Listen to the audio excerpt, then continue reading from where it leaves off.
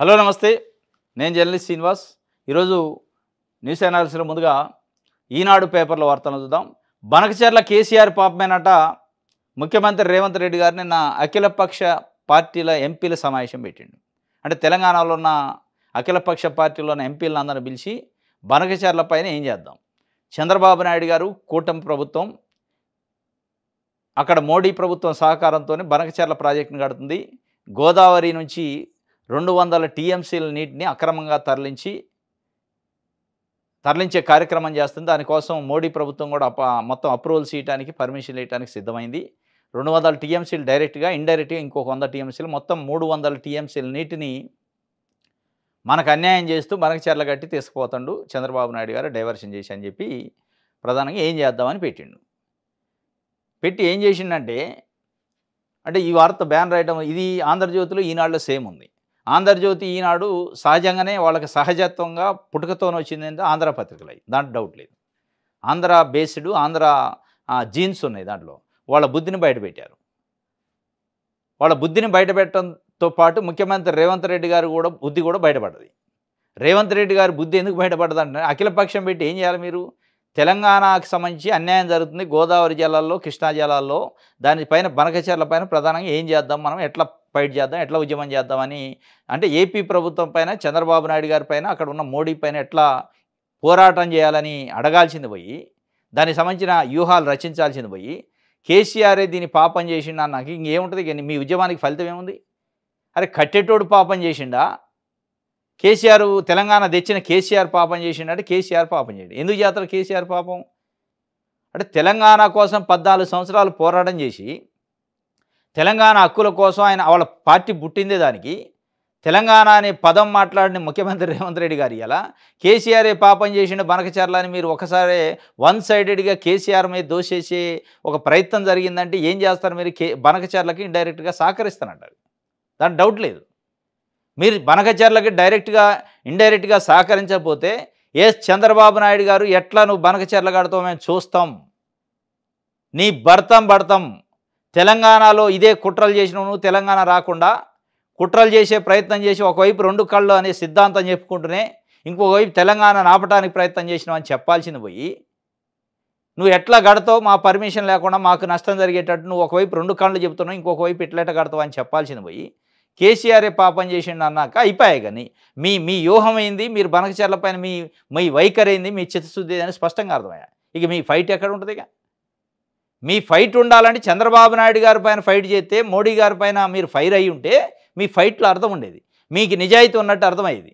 మీరు ఎప్పుడైతే కేసీఆర్ని ద్రోహిగా చిత్రీకరించే ప్రయత్నం బనకచెర్ల విషయంలో చేశారో, మీరు వేరే విషయాలు చేయండి, 10 సంవత్సరాల పరిపాలన పైన చేయండి, బంగారు తెలంగాణ అని చెప్పి మోసం చేయండి అని చేయండి, అది వేరు. కానీ పక్క రాష్ట్రంతో జరిగే వివాదంలో కూడా కేసీఆర్ని లాగి కేసీఆర్ వల్లనే జరుగుతుందన్నాక ఇంకా దాంట్లో ఏమి లేదు, ఇది అర్థం పార్థం లేని వ్యాఖ్య అన్నట్టే అర్థమైంది. దీనికోసం అఖిలపక్షం పెట్టి దీనికి ఒక 4 గంటల మీటింగ్ పెట్టాలా? ఇదేదో మామూలుగా మీరు గాంధీ భవన్లో కూర్చొని కూడా చెప్పొచ్చు, కేసీఆర్ పాపం ఇది రోజు చెప్పేది ఒక డైలాగు. మీరు అఖిలపక్షం చేసినప్పుడు కూడా ఇదే చెప్తే ఏం సుఖం? ఇక ఆయనకి చంద్రబాబు నాయుడు గారికి అయితే సున్నితంగా సూచనలు చేసిండు, నెమిలికలతో ఇట్లా అనడు, నెమిలికలతోనే గాలి ఇసిరిండు అన్నట్టు. అంటే తిట్టాల్సిన పొగిడితి, పొగడాల్సిన తిడితి, ఏం సుఖం? ఆయన ఇగో సూచన, చంద్రబాబుకు సూచన చేస్తున్నా, మీరు పక్క రాష్ట్ర సీఎం, కేంద్రంలో మీకు పలుకుబడి ఉండొచ్చు, మీరేం చెబితే మోదీ అది వినొచ్చు, అంత మాత్రాన బనకచెర్లకు అన్యామనతులు వస్తాయని అనుకోవడం భ్రమ, అలాంటి అవకాశం లేదు. తెలంగాణ ప్రజలను కాపాడుకునేందుకు అవసరమైన ప్రణాళిక వ్యూహరచన మా వద్ద స్పష్టంగా ఉంది. చంద్రబాబు నాయుడు గారు మీకు ఒక సూచన చేస్తున్నా, మా గురువు గారుగా అని చెప్పినట్టుంది. ఇది మీ గురువు అయితే కావచ్చు, మీరు ఆ పార్టీలో గతంలో ఉంటే ఉండొచ్చు, ఇవాళ తెలంగాణకు ముఖ్యమంత్రి మీరు. ఈ సూచనలు కాదు మీరు చేయాల్సింది. ఏ స్థాయిలో అయితే మీరు కేసీఆర్ పైన ఇరుసుకుపడ్డారో ఆ స్థాయిలో చంద్రబాబు నాయుడు గారి పైన, ఏపీ పైన విరుసుకుపడాల్సింది. మీరు కేసీఆర్ని సూచన చేయాలి, కేసీఆర్కి సూచన చేయాలి. సార్ మీరు 10 ఏళ్ళు ముఖ్యమంత్రి చేశారు, తెలంగాణ ఉద్యమం చేశారు, తెలంగాణ తెచ్చిన వాళ్ళు, బనకచెర్ల పైన ఏం చేద్దాం, మీరు కూడా రండి మాతో పాటు, మాకు సూచనలు సలహాలు ఇవ్వండి, ఫైట్ చేద్దాం, మీరు ఒక పెద్ద తలకాయ లెక్క ఉండండి అని ఆయనకి సూచన చేయాల్సిన సూచన ఏమో కట్టిటోడు చేతి, అంటే గొర్రె కాసిటోడిని నమ్మిద్దా కోసిటోడిని నమ్మిద్దా అంటే కోసిటోడినే నమ్మినట్టు అయింది ఇది కథ. కోసేటోడినే పొగిడితే, కాసిటోడినేమో తిడితివి. కాబట్టి బనకచెర్ల పైన రేవంత్ రెడ్డి గారి ప్రభుత్వం చిత్తశుద్ధి అయిందనేది స్పష్టంగా కనపడది. ఇది ఈనాడు దీన్ని హైలైట్ చేసిందంటే ఇక కేసీఆర్ పాపం చేసిండు అన్నట్టుగా చంద్రబాబు నాయుడు గారిది ఏం లేదు, మంచోడు, నీతి పుణ్యాతుడు, అసలు తెలంగాణకు అన్యాయం చేయడం, ఆయన 2 కళ్ళు ఉన్నాయి కాబట్టి 2 కళ్ళు సిద్ధాంతమే అని, 2 కళ్ళ సిద్ధాంతం అని ఒకవైపు చెబుతున్నటువంటి ఇంకొక వైపు ఒక కన్ను బుడతనే ఉండే. ఇది ఈనాడుకి సంబంధించి. సేమ్ ఆంధ్రజ్యోతిలో కూడా ఇదే ఉంటుంది, దాంట్లో తేడా ఉండదు. అంటే వీళ్ళ సిద్ధాంతం ఏంటంటే చంద్రబాబు నాయుడు గారి లైన్ అన్నట్టు ఇది. ఇగో బనకచెర్ల పాపం కేసీఆర్దే, ఇది ఏం ఒక అక్షరం కూడా మార్పు ఉండదు, దాంట్లో డౌటే లేదు. ఒకటంటే ఒక అక్షరం మార్పు ఉండదు. ఏంటి వీళ్ళ సిద్ధాంతం? వీళ్ళ ఆఫీసులు తెలంగాణలో ఉంటాయి, వీళ్ళు వ్యాపారాలు తెలంగాణ చేస్తారు, తెలంగాణ ప్రజలు కట్టే ట్యాక్సులతో వీళ్ళ వ్యవహారం నడుతుంది, తెలంగాణ ప్రజలు చూస్తేనే టీవీ ఛానల్ నడుతాయి, కానీ వీళ్ళు పోయి అక్కడ ఊడిగం చేస్తూ ఉంటారు. అక్కడ కూడా మళ్ళీ ఏంది, ఏపీలో మళ్ళీ జగన్మోహన్ రెడ్డి ఇంకో కూడా అక్కడ అన్ని రాజకీయ పార్టీలు కేవలం తెలుగుదేశం పార్టీ అయితేనే మళ్ళీ వాళ్ళు అదైతేనే వేరే దానికి మళ్ళీ మద్దతు ఇయ్యరు, వేరే దాని గురించి చెప్పరు. ఇక వాడు ఓడు కూడా మనిషే కాదు, వాళ్ళ పార్టీయే కాదు, వాళ్ళది వ్యవస్థే కాదు, కేవలం చంద్రబాబు నాయుడు గారు లోకేష్ గారు ఉంటేనే పార్టీ, వాళ్ళు చేస్తేనే పరిపాలన, వాళ్ళు చేస్తేనే రాజకీయం అన్నట్టు రాస్తారు. తెలంగాణకు తీరని ద్రోహం చేశారు ఎవరు? కేసీఆర్, చంద్రబాబు. తెలంగాణకి తీరని ద్రోహం చేశారని రేవంత్ రెడ్డి గారు ఆల్ పార్టీ మీటింగ్ పెట్టి కేసీఆర్ ద్రోహం చేసిండని చెప్తుండే. చెప్పాల్సింది ఎవరు ద్రోహం చేసిండని? కట్టేటి ఎక్కడ ప్రాజెక్ట్ కడతారు, ఎక్కడ 200 టీఎంసీలు తీసిపోతారు నీళ్ళు, వాళ్ళు కదా. ఎంత మరీ వివక్ష, ఆయన చెప్పటం వీళ్ళు రాయటం. అంటే రేవంత్ రెడ్డి గారు తెలంగాణకు ముఖ్యమంత్రి అయినలే కానీ ఆత్మ అంతా అక్కడనే ఉన్నట్టుంది, ఆయన ధ్యాస అంతా, ఆయన శ్వాస మొత్తం చంద్రబాబు నాయుడు గారు కనుసన్నాలు నడుతున్నట్టే అనిపిస్తుంది. మీరు ఇవాళ ఇండిపెండెంట్ అయ్యారండి, మీరు ఆ పార్టీలో లేరు, మీరు వేరే పార్టీ, వేరే రాష్ట్రానికి ముఖ్యమంత్రి, ఆయన వేరే రాష్ట్రానికి ముఖ్యమంత్రి. ఈ 2 రాష్ట్రాల మధ్య జల వివాదం, అది జలాలకు సంబంధించిన సమస్య. ఇది మీకు ఏది ఏమైనప్పుడు మీ పొలిటికల్ ఫ్యూచర్ ఎట్టున్నప్పటికీ, మీకు చంద్రబాబు నాయుడు పైన భక్తి, విశ్వాసాలు ఎన్నున్న, ప్రేమ అన్నీ ఉన్నప్పటికీ వాటన్నిటి పక్కన పెట్టాలి కొద్దిసేపు. ఎందుకంటే తెలంగాణ గురించి ఇది తెలంగాణ సమాజానికి తరతరాలకు మేము గుర్తుపెట్టుకునేది, అది నెగిటివ్ అయినా పాజిటివ్ అయినా. ఇట్లా మీరు ఆత్మవంచన చేస్తే తెలంగాణ మిమ్మల్ని మర్చిపోదు, తెలంగాణ గుర్తుపెట్టుకుంటుంది మిమ్మల్ని. ఓహో, ఇట్లా పలానా ముఖ్యమంత్రి ఉండి తెలంగాణకు ద్రోహం చేసిండు, తెలంగాణ తెచ్చిన కేసీఆర్నే ద్రోహి అనడు, తెలంగాణ తెచ్చిన ఉద్యమం చేసిన కేసీఆర్ని ద్రోహి అనుకుంటూ పక్కోడిని కాపాడే ప్రయత్నం చేసిండు అనేది ఉంది. వీళ్ళ ట్రాప్లోకి ఇట్లా మీరు పడితే, ఆంధ్రజ్యోతి, ఈనాడు ఇట్లాంటి ఛానల్ ట్రాప్లో, టీవీ ఛానళ్ళు, పేపర్ల ట్రాప్లో పడితే మీరు ఆగమైపోతారు, మిమ్మల్ని తెలంగాణ సమాజం క్షమించదు. నా అనుకున్న వారే అంతకులయ్యారట, ప్రియుడితో మాట్లాడుతుంటే మందలించిండని తల్లితో కలిసి బిడ్డలు తండ్రిని చంపేశారట. ఇక అసలు మానవత్వం ఎడిపోతుంది. ఇది తిరుమలాపాల మండలంలో ఒక తాండాలో జరిగిందండి. నేను 2 కూతురులాట, ఒక కూతురు వాళ్ళ లవర్తో ఫోన్లో మాట్లాడుతుంటే తండ్రి కాబట్టి మందలిస్తారుగా, సహజంగా మందలిస్తారు. ఇది ఏంటి కథ అని మందలిస్తే ఆ అమ్మాయి కక్ష కట్టి తల్లిని ప్రొవోకేట్ చేసి తల్లి పిల్లలు మొత్తం కలిపి ఉరిపెట్టి చంపేశారట ఇంట్లోనే. అంటే ఇక తండ్రి పిల్లలకి చెప్పే పరిస్థితి లేదు, తల్లి పిల్లలకి చెప్పే పరిస్థితి లేదు, భార్యకి భర్త చెప్పే పరిస్థితి లేదు, భర్తకు భార్య చెప్పే పరిస్థితి లేదు.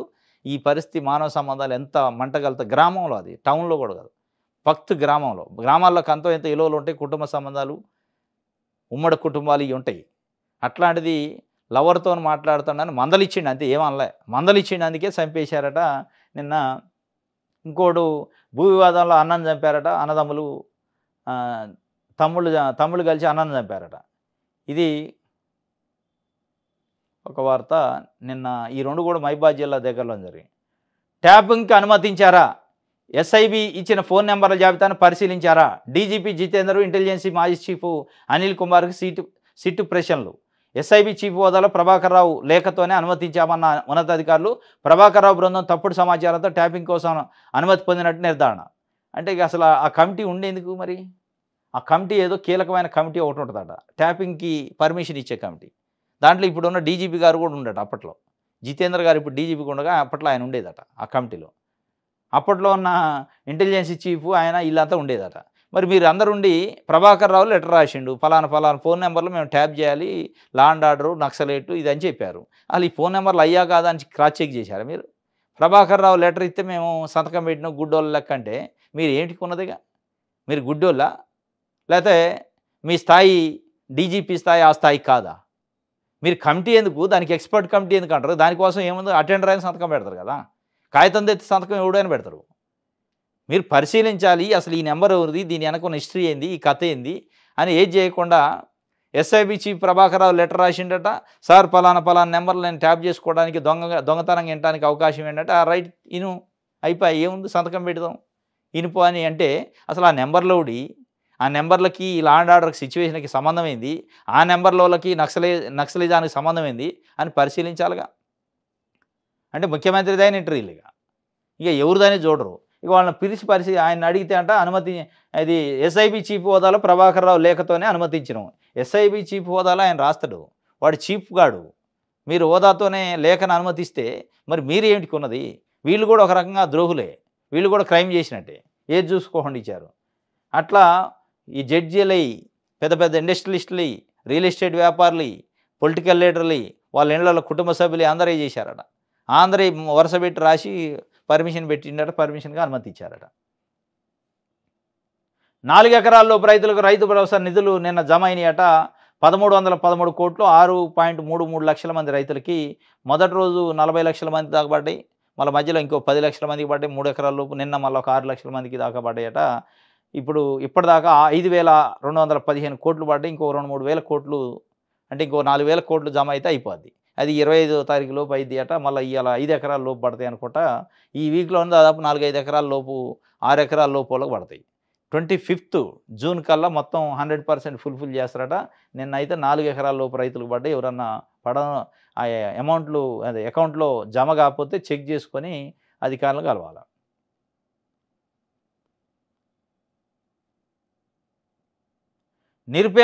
నిరుపేద వృద్ధురాలికి మరుగుదొడ్డే ఆవాసమైందట. అర్హతలున్న సాంకేతిక సంస్థతో ఇందిరమ్మ జాబితాల అన్నమ్మ పేరు తొలగింపు.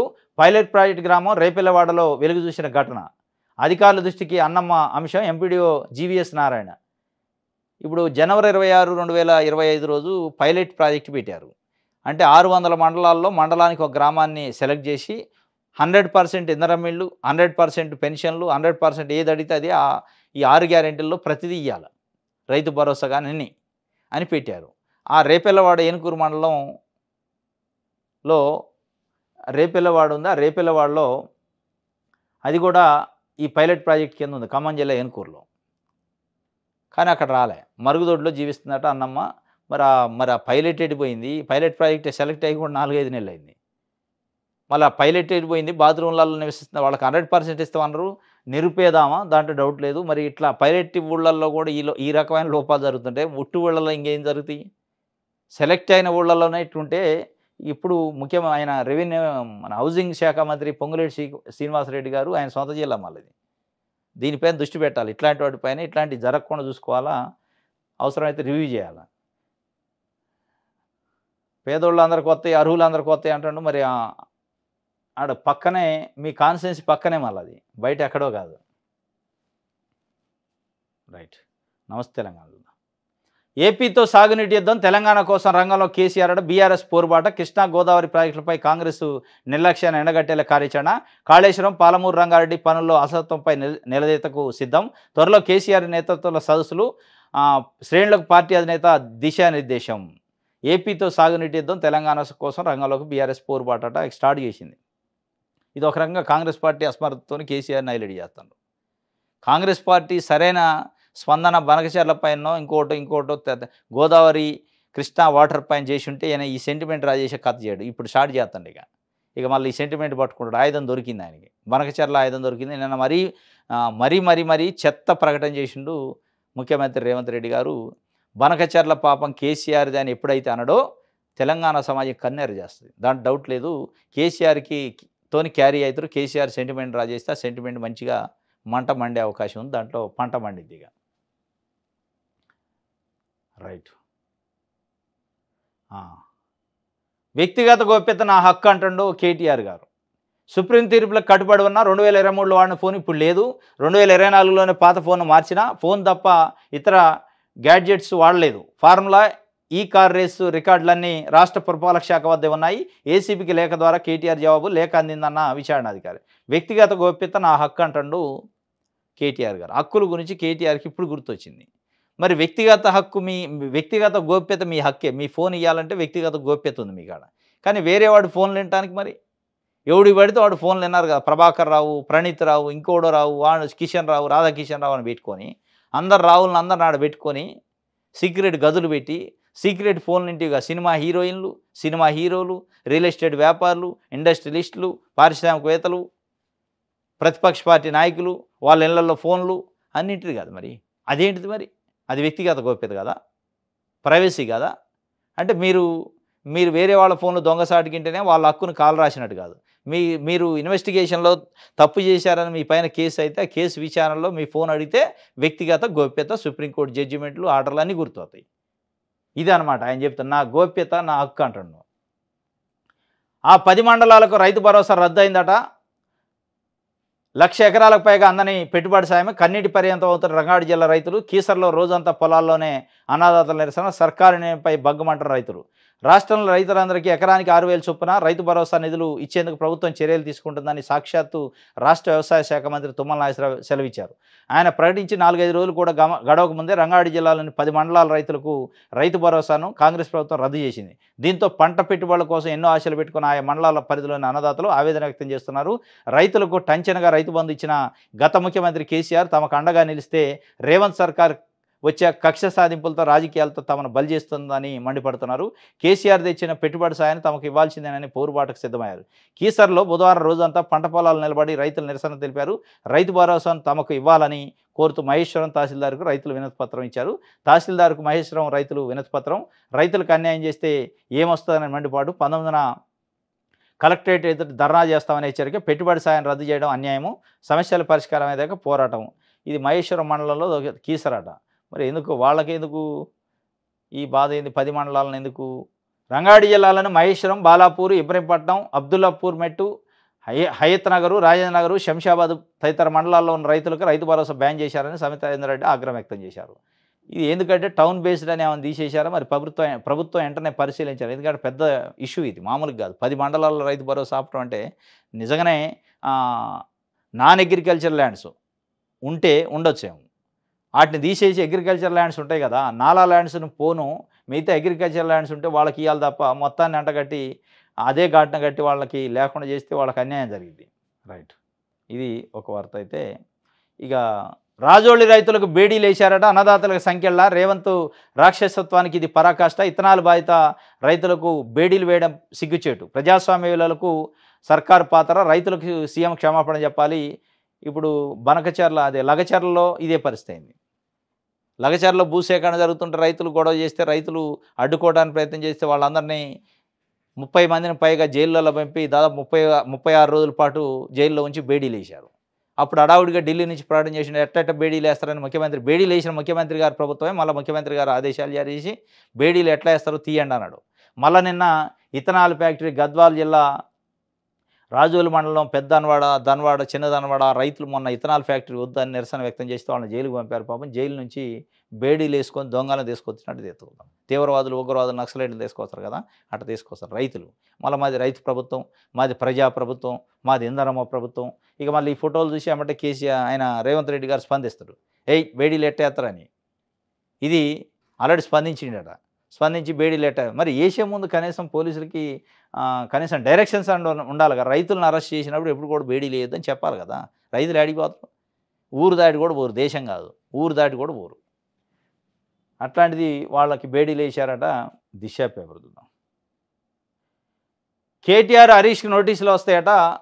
ఫోన్ ట్యాపింగ్ కేసులో త్వరలో జారీ సిద్ధమవుతున్న సిట్టు. సస్పెండెడ్ మాజీ పోలీసులు వాంగ్మూలాల ఆధారంగా వారి ఆదేశాల మేరకే అంటూ ఆరోపణలు.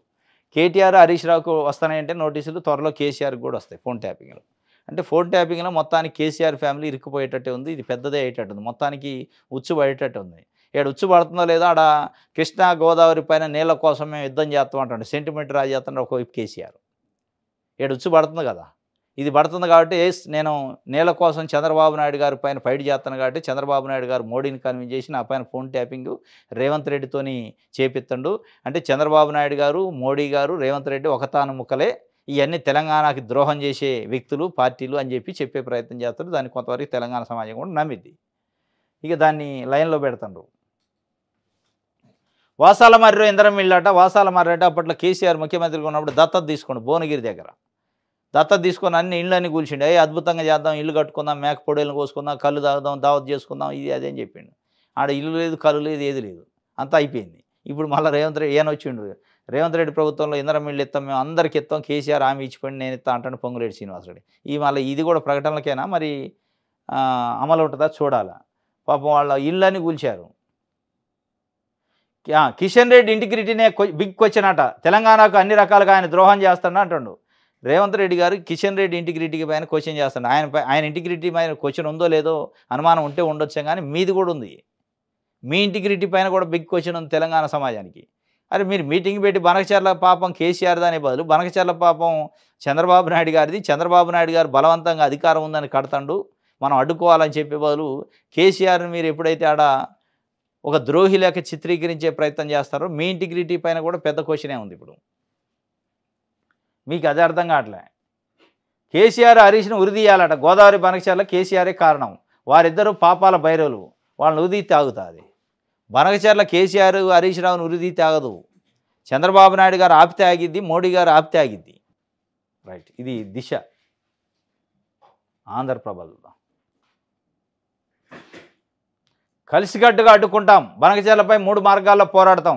కలిసికట్టుగా అడ్డుకోవాలంటే నిజంగానే ఉద్యమ నాయకుడు కేసీఆర్ని కలుపుకోవాలి. మీరు ఉద్యమ నాయకుడు 10 ఏళ్ళు ముఖ్యమంత్రి చేసిన ఆయన కేసీఆర్ సూచనలు సలహాలు తీసుకోవాలి. ఆయన కూడా అవసరమైతే రమ్మనాలి, మీతో పాటు క్యారీ కావాలి. ఆయన రాకపోతే ఆయన విజ్ఞత. అది కాకుండా కేసీఆర్ని మీరు ద్రోహిగా చిత్రీకరించి కలిసికట్టు ఎక్కడిది అయిపోయా. మీరు కలిసికట్టు లేకుండా ఉండటానికి మరి ఆయన్ని దీంట్లోకి లాగారా అర్థం కావట్లే. చెప్పారు చేసినాం అంటాడు. ఎవరు చెప్పారు మరి? కేసీఆర్ చెప్పిండా? 600 ఫోన్లు ఎందుకు ట్యాప్ చేసినామంటే వాళ్ళు చెప్పారు, నేను చేసిన అంటున్నాను. 600 ఫోన్ నెంబర్లు ఇచ్చి నిఘా పెట్టమన్నారు. అవి ఎవరు మేము చూడలేదు. ఫోన్ ట్యాపింగ్ కేసులో రివ్యూ కమిటీని ప్రశ్నించి సిట్టు. అది ఏం రివ్యూ కమిటీ, ఏం రివ్యూ చేసినట్టు మరి? అరే వాడు నెంబర్లు ఇవ్వగానే నువ్వు ఉట్టిన సంతకం పెడితే అది రివ్యూ ఎట్టయిద్ది? రివ్యూ అనరు. అది రివ్యూ కమిటీ అంటే వాళ్ళు ఏమి నెంబర్లు ఇచ్చారని రివ్యూ చేయాలి. ఆ రివ్యూ లేదేం లేదు, వాళ్ళు మా ముందు పెట్టారు, మేము సంతకం పెట్టినాం గుడ్డోళ్ళు లేక. ఇక దానికి ఒక ఎక్స్పర్ట్ కమిటీ, మీరు రివ్యూ కమిటీల మెంబర్లు ఎందుకు? ఇది వాళ్ళు చెప్పారు, మేము చేసినాము. ఆ చెప్పారు కాబట్టి చేసినందుకే ఇక ఏది పడితే అది చేస్తే చెప్తారు, ఏది పడితే అది చేస్తారా? గడి తినబడి తింటరా? సాక్షి చూద్దాం. కేసీఆర్ సూచనతోనే బనకచర్ల ఎంపీలతో సమావేశాలు ముఖ్యమంత్రి రేవంత్ రెడ్డి. ఉత్తి సూచన చేస్తేనే కేసీఆర్ ఉట్టిగే ఫ్లోలోనో లేకపోతే ప్రెస్ మీట్లోనో మాట్లాడితేనే బనకచర్ల కట్టడానికి ఇస్తే మరి పర్మిషన్ లేకుండా అని కట్టుకోవచ్చు కేసీఆర్ సూచన చేస్తే. మొత్తానికి ఇంటిగ్రిటీనే క్వశ్చన్ మార్క్ పెట్టుకోండి రేవంత్ రెడ్డి. రైతుల చేతులకు సంఖ్యలో పోలీసుల తీరుపై తీవ్ర విమర్శలు. ధన్వాడకు చెందిన 12 మందికి మంగళవారమే బెయిల్ మంజూరు. అయినా సంఖ్యలు వేసి కోర్టులో హాజరుపరిచిన వైనం. రాత్రికి విడుదల, 3 సస్పెండ్ చేశామన్న గద్వాల ఎస్పీ. ఈ బేడీలు వేయటం ఎందుకు, మళ్ళీ సస్పెండ్ చేయటం ఎందుకు? మళ్ళీ ఎవరు మళ్ళీ బలయ్యేది మళ్ళీ చిన్న చిన్న పోలీసు వాళ్ళే, చిన్న చిన్న కుటుంబాలు, కానిస్టేబుల్లో, హెడ్ కానిస్టేబుల్లో, ఎస్ఐ స్థాయి వాళ్ళు. వాళ్ళతోనే వాళ్ళ కంటిలో ఏలు పొడిపెత్తన్నారు. సామాన్యుల కంటితోని ఏలుతోని సామాన్యుల కంటిని పొడిపెత్తారు. రైతులను అరెస్ట్ చేయడం ఎందుకు, లోపటేయడం ఎందుకు, బేడీలు వేయటం ఎందుకు, మళ్ళీ బేడీలు వేసిన అరెస్ట్ చేయటం ఎందుకు? మరి బేడీలు వేసినందుకు అరెస్ట్ చేసినందుకు ప్రభుత్వాన్ని ఏం చేయాలి మరి? అన్యాయంగా వాళ్ళ భూముల పైకి పోతే అడ్డుకుంటే అరెస్ట్ చేసినందుకు వాళ్ళ భూముల పైకి పోయి మీ భూములు బలవంతంగా గుంజుకుంటాం అంటే ఎవడన్నా నవ్వుకుంటాడా? నిరసన తెలపడా? నిరసన తెలిపినందుకే తెసిపోయి జైల్లో పెడితే నువ్వు మరి జైల్లో పెట్టినా అక్రమ కేసు పెట్టినా మీ ప్రభుత్వాన్ని ఏం చేయాలా? సస్పెండ్ చేయొద్దు. బేడీలు వేసినోడనే సస్పెండ్ చేస్తావు, అక్రమ కేసు పెట్టినోండి. మరి ఇది రైతుల చేతులకి రైట్ బేడీలు. వెలుగు చూద్దాం. ఇక ఏడకూడదు. బనకచర్ల పాపం కేసీఆర్దే. 1,00,000 కోట్ల ప్రాజెక్టు క్యాబినెట్ ఆమోదమే లేదు. కాళేశ్వరంపై కేసీఆర్, హరీష్, ఈటెలు చెప్పినవన్నీ అబద్ధాలేనా? కమిషన్కి ఈ నెల 30 లోపు అన్ని ఆధారాలు ఇవ్వనన్న సర్కారు క్యాబినెట్ అనుమతి లేకుండానే కట్టారని సీఎం రేవంత్ సంచలన వ్యాఖ్యలు. చిన్న ప్రాజెక్టులకే క్యాబినెట్లో చర్చించి ఆమోదించాకే ముందుకు ఇంత పెద్ద ప్రాజెక్టుకు క్యాబినెట్ ఆమోదం తీసుకోవడంపై విస్మయం. అప్పటి పాత డాక్యుమెంట్లు బయటకు తీస్తున్న అధికారులు. అసలే హరీష్ రావు, కేటీఆర్ లేదా కేసీఆర్, ఈటెల రాజేందరు వీళ్ళు ఒక పందా ఎన్నుకున్నారు.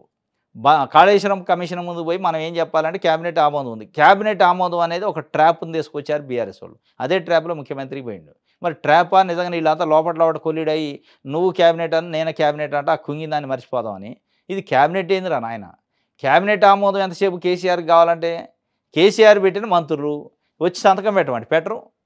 ముఖ్యమంత్రి కూడా ఎందుకో మరి ఉద్దేశపూర్వకంగానే అంటున్నా క్యాబినెట్ ఆమోదం లేదు. క్యాబినెట్ అసలు కుంగింది, నాసి రకము, కట్టాల్సిన ప్లేస్లో కట్టలేదు, ఇవన్నీ అడగకుండా 1,00,000 కోట్ల రూపాయల ప్రాజెక్టు సరైన ముందు చూపు లేకుండా సరైన ఇంజనీరింగ్ లేకుండా కట్టారు, దానివల్ల కూలింది అనకుండా క్యాబినెట్ ఆమోదం లేదు నాకు తెలుసు. ఏది నీకు తెలిసేది క్యాబినెట్ ఆమోదం? క్యాబినెట్ ఆమోదం కేసీఆర్కి పెద్ద పనే? కేసీఆర్ క్యాబినెట్లో ఎవడన్నా ప్రశ్నిస్తారా? ప్రశ్నిస్తే వాడు క్యాబినెట్లో ఉంటాడా నెక్స్ట్ తెల్లారి మంత్రిగా?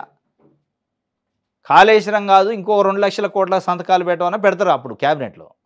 ఇది కాదు మ్యాటర్ని డైవర్ట్ చేస్తాడు అటు బీఆర్ఎస్ వాళ్ళు, ఇటు రేవంత్ రెడ్డి కూడా డైవర్షన్ చేస్తాడు. మరి ఇదంతా ఉత్తుత్తి కహాని కాళేశ్వరం అంటుంది. కాళేశ్వరం కమిషను విచారణ అనేది కహాని కిందనే ఉంది. ఈ కాకమ్మ కథలు జనాలకు చెప్తుండ్రు. ఏదో చేస్తున్నట్టు, ఏదో ఆడ వచ్చినట్టు ఏం రాదు, ఉట్టిదే ఇదంతా ఏదో లోపట అయిపోయింది కాబట్టి మళ్ళీ ఈయన కూడా క్యాబినెట్ ఆమోదం అంటున్నాడు. క్యాబినెట్ ఎందుకు అనాలా? లేకపోతే కేసీఆర్ జగన్ కలిసి బనకచర్లకు బీజం వేశారు. మరి మీరు చంద్రబాబు నాయుడు గారు ఆ బీజాన్ని బలగొట్టండి, అయిపోయి ఏముందా? సింపుల్ కదా. కేసీఆర్ జగన్మోహన్ రెడ్డి కలిసి బనకచర్లకు బీజం వేశారనుకో, మీరు గట్టివాళ్ళు కదా. మీ గురువుగారే కదా చంద్రబాబు నాయుడు గారు, మీరు అందరినే పని చేసేసారు సార్. వాళ్ళిద్దరు బీజం వేసి పోయారు, మనం పోయి దాన్ని ధ్వంసం చేద్దాం, పగలగొడదాం వద్దాం అంటే అయిపోయాగా.